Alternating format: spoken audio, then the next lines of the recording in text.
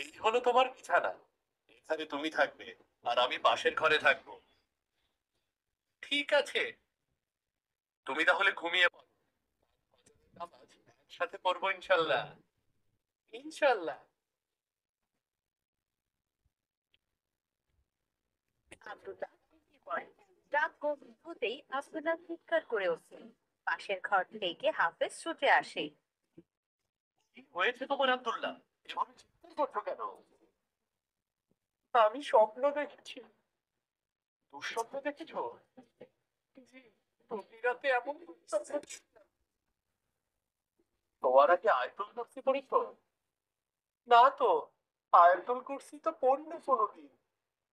এটাই তো ভুল করেছো।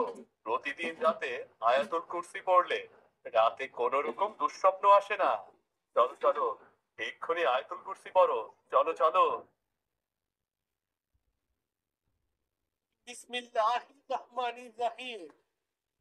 আব্দুল্লাহ আয়াতুল কুরসি পড়তে থাকে। পড়া শেষ হলে সে আবার ঘুমিয়ে পড়ে।